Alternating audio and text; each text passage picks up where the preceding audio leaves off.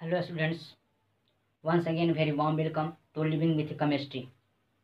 So today I am going to discuss about law of chemical combination.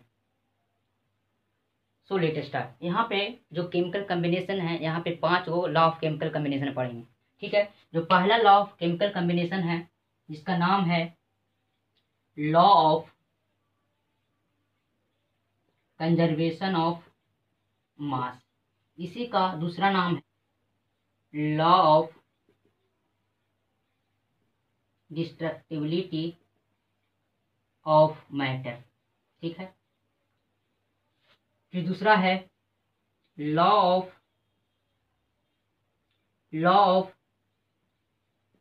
Definite proportion, law of definite proportion, या फिर इसी का दूसरा नाम है law of constant composition, law of constant composition. ठीक है, तीसरा जो लॉ है उसका नाम है law of multiple proportion, law of multiple proportion. चौथा है लॉ ऑफ रेसिप्रोकल प्रोपोर्शन। पांचवा जो है लॉ ऑफ गैसेस वॉल्यूम। तो ये सब जो लॉ है केमिकल कम्बिनेशन के अंदर में आते हैं। तो लॉ ऑफ केमिकल कम्बिनेशन जो है ना, वो केमिकल रिएक्शन के बेसिस पे आधारित है। ठीक ना। तो पहला law of conservation of mass है, इसका दूसरा नाम है इंडस्ट्रिबिलिटी ऑफ मैटर। फिर दूसरा है लॉ ऑफ डिफरेंट प्रोपोर्शन और लॉ ऑफ कांस्टेंट प्रोपोर्शन, इसी का नाम है। तो ये दो लॉ हम लोग 9th क्लास में पढ़ चुके हैं। जो मेरे लिए जो नया है मल्टीपल प्रोपोर्शन, रेसिप्रोकल प्रोपोर्शन और गैसेस वॉल्यूम। ठीक है ना, ये जो 5 लॉ है लॉ ऑफ केमिकल कम्बिनेशन के अंदर में आते हैं। सो 1 बाय 1 करके पढ़ेंगे। ठीक है, तो पहला law of conservation of mass पढ़ेंगे जिसका नाम क्या है, इंडस्ट्रक्टिबिलिटी ऑफ मैटर। ठीक है, तो पहला लॉ स्टार्ट करते हैं। ठीक है, पहला लॉ का नाम क्या है जो भी बताएं। पहला लॉ का नाम है, पहला स्टार्ट करते हैं, law of conservation of mass, law of conservation of mass, इसी का दूसरा नाम क्या था, लॉ ऑफ इंडक्टिबिलिटी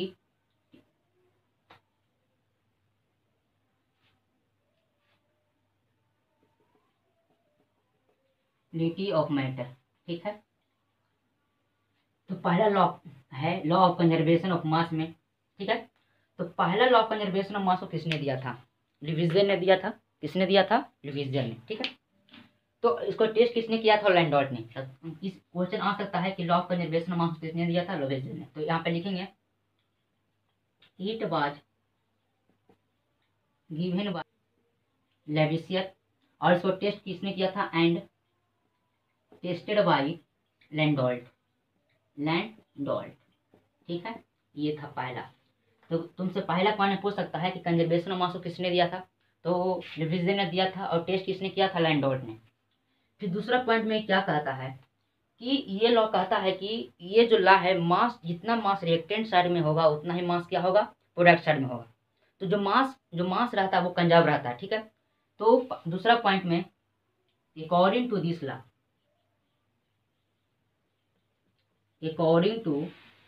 दिस लॉ, ये लॉ कहता है कि the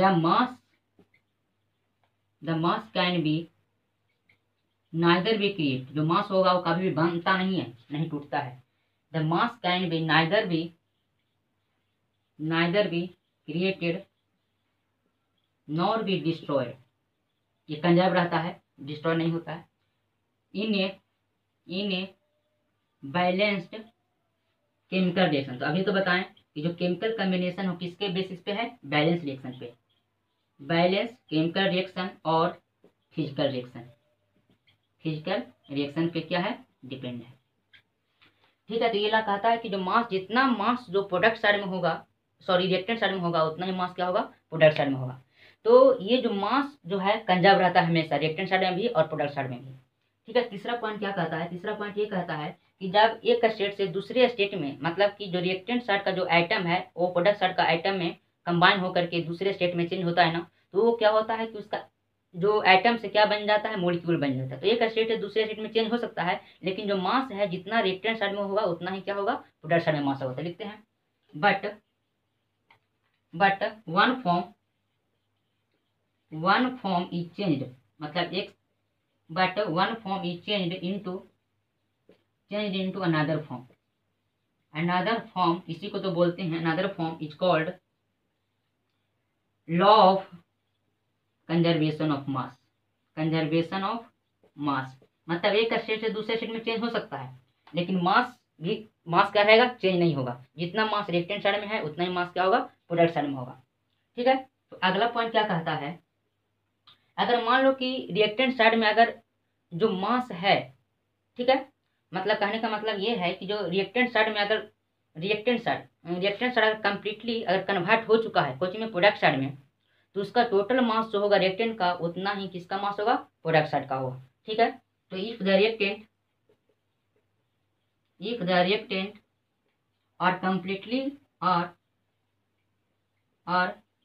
completely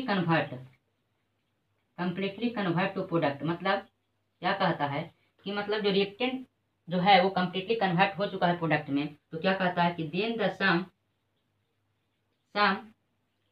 off the mass of reactant, जो रिएक्टेंट वो होता है वो क्या होता है, इक्वल होता है, इज इक्वल टू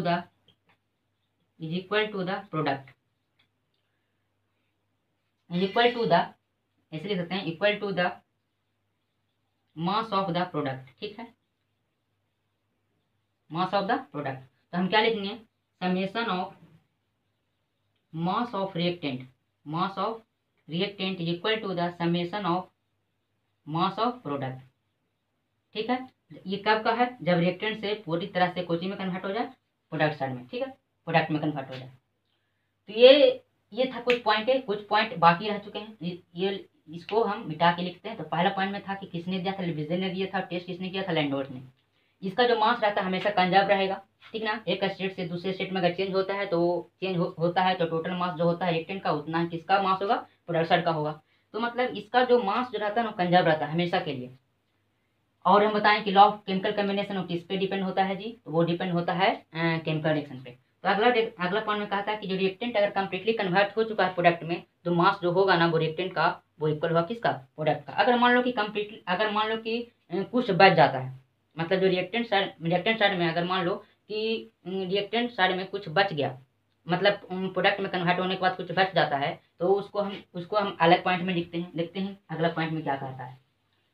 अगला पॉइंट बहुत ही इंपॉर्टेंट है।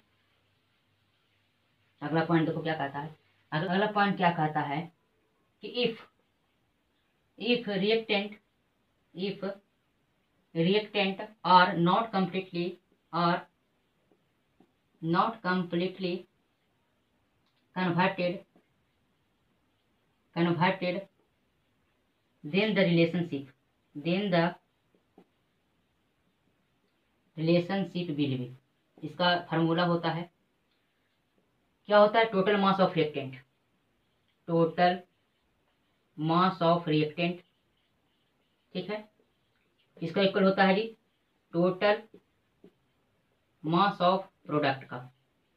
और जो मान लो कुछ बच गया ना तो इसका सम कर देंगे, क्या लिखेंगे, मास ऑफ अनरिएक्टेड रिएक्टेंट। ठीक है, जैसे कि कुछ एग्जाम्पल लेके समझते हैं। इसका एग्जाम्पल ले लेते हैं, जैसे कि हाइड्रोजन कंबाइन हुआ है क्लोरीन से, तो क्या बनेगा, HCl बनेगा। तो इसमें क्या करना है कि जितना भी मेरा केमिकल रिएक्शन है सबको क्या करना होगा, बैलेंस करना होगा। तो क्या करना होगा, पहले बैलेंस। जैसे कि यहाँ पे देख लेते हैं कि हाइड्रोजन कहाँ पे 2 गो है, यहाँ पे हाइड्रोजन 1 गो है, तो यहाँ पे क्या करेंगे 2 लगा देंगे। हाइड्रोजन 2 गो है, क्लोरीन सॉरी यहाँ पे क्लोरीन 2 गो है, यहाँ पे क्लोरीन में कितना हो गया 2। तो हमारा जो केमिकल रिएक्शन हो क्या हो गया, बैलेंस हो गया। अब इसको हम कोचिंग में लिखना चाहते हैं, ग्राम में लिखना चाहते हैं, मास इन ग्राम में। तो जानते हैं कि हाइड्रोजन यहाँ पे 2 गो है, तो एक हाइड्रोजन का वेट कितना होता है, 1 होता है। तो 2 × 1 करेंगे तो कितना होगा 2। यहाँ पे क्लोरीन के गो है 2 गो है, और इसका वेट कितना होता है 35.5 होता है। तो कितना गुना करने के बाद कितना हो जाएगा, 71 हो जाएगा। फिर है 2, हाइड्रोजन का एक एटम का मास होता है 1 प्लस एक क्लोरीन का एक एटम का मास होता है 30.5, तो 2 × 36.5 तो कितना आ गया 73, और इधर भी कितना आ गया टोटल 73। तो हम लोग देख रहे हैं कि जितना रिएक्टेंट साइड में मास आ रहा है उतना ही प्रोडक्ट साइड में आ रहा है 73, ठीक है। जहाँ से यही लॉ बताना चाह रहा है कि जितना टोटल मास होगा रिएक्टेंट का उतना ही मास किसका होगा प्रोडक्ट का, ठीक है। तो अगर मान लो कि अगर ये पूरी तरह से खपत ना हो, खपत नहीं हुआ होगा, तो इसमें कुछ बच जाएगा। मान लो कि 73 में से क्या हुआ हो 50% कन्वर्ट हो चुका हो प्रोडक्ट में, ठीक है। 73 में से 50% क्या हो गया होगा कन्वर्ट हो चुका होगा प्रोडक्ट में। तो बताओ इसमें कितना बचा होगा 23 बचा होगा। तो इसमें क्या करना है कि टोटल मास ऑफ प्रोडक्ट कितना, मान लो कि क्वेश्चन में कितना में कन्वर्ट हुआ था 50 में, ठीक है। और टोटल मास जो अनरिएक्टेड था कितना था 23 था। तो बताओ कि 50 और 23 को जोड़ेंगे तो कितना होगा 73 होगा, 73 होगा।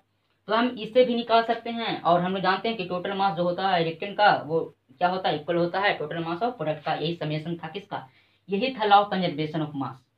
तो कहने का मतलब कुछ अगर रिएक्टेंट साइड में अगर बच जा रहा है तो कुछ मतलब कन्वर्ट हो रहा है। इसका फॉर्मूला क्या था कि total mass of reactant equal to the total mass of product plus mass of unreacted reactant, ठीक है। तो ये था मेरा फॉर्मूला, ठीक है। जैसे कि हम लोग को समझ में आ गया होगा ये law of conservation of mass बहुत ही आसान था। तो हमको ख्याल से ये आसानी लगा होगा समझने के लिए।